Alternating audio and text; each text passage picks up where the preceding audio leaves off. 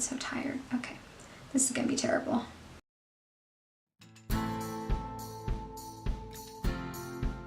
Hey, what is up my peeps? Today I am doing something a little bit different. I actually got an anonymous request for this video in my ask box on Tumblr a while ago. Okay, so today I'm going to be talking about kind of what it's like to be in the closet. I think that's a super important topic. It's not really as popular a topic, I think, because it's not a very happy subject, I guess. Before I really get into anything, I want to stress that everybody's experience in the closet is going to be different, and all of those experiences are valid. So it doesn't matter why you're in the closet. It's such a damaging concept because it makes it seem abnormal to not be straight, to not be cis. It reinforces that idea that being cishet is the norm, it's the ideal, and that's what kind of everybody aims to be, and that's just not the case. That's not true. Being in the closet when you're in a religious family is very difficult, I think, from two different sides, because when you grow up in a religious family, that's such a fundamental part of who you are.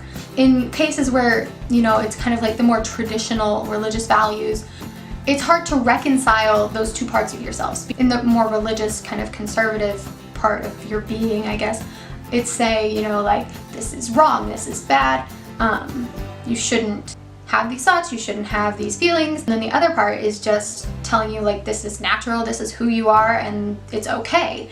And reconciling those two, like, drastically different ideas about yourself is super difficult. Plus, you have the outside influence of, like, parents, family, friends, and so their opinion of you is really important. And so if you're in the closet for that reason, you're getting bombarded from all sides. And that's not to say that all religious families are going to be against LGBT people.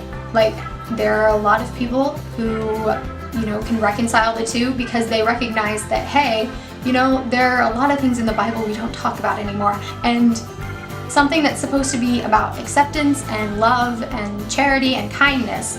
So most religions are not supposed to hate other people for how they are.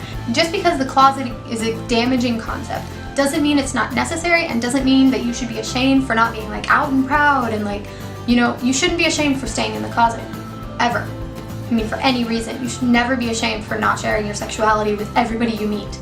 The closet exists as a place where you can exist as yourself, and you can become comfortable with who you are, and that is 100% your choice. Like, you get to decide when you come out. You get to decide who you tell. You get to decide all of those things. It's your life. And you can become proud of who you are. So when or if that rejection comes, you're ready to deal with it. And so you're like, I know who I am, and just because you don't accept who I am doesn't mean that I don't accept who I am.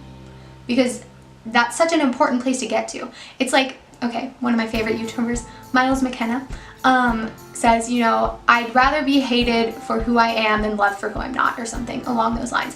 And I think that's such a powerful statement, and although it's very difficult, especially if you're, like, close to your family or close to your friends who you think might reject you,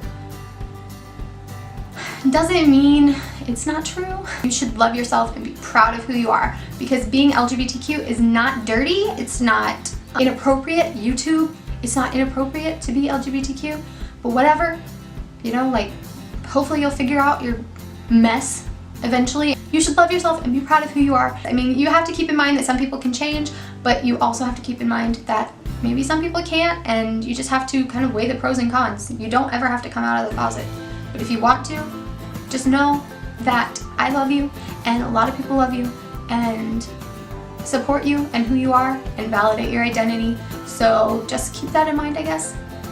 You are valid, and you're gonna be okay, and you're gonna figure it out, and even if you don't figure it out, you'll be okay. You know, you don't have to figure everything out all at once. Baby steps. You got this. I believe in you. Anyway, that's my video for today. It was probably terrible. It's been weeks. I'm so tired. I got like 4 hours of sleep last night.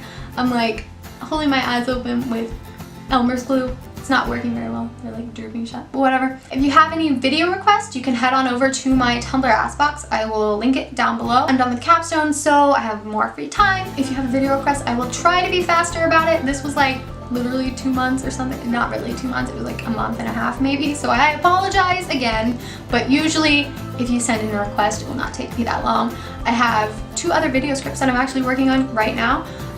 So if you are interested in those, you know, you can hit the subscribe button. If you like this video, you can check out my last video. Anyway, I hope you have a good day and I will see you next time. Bye!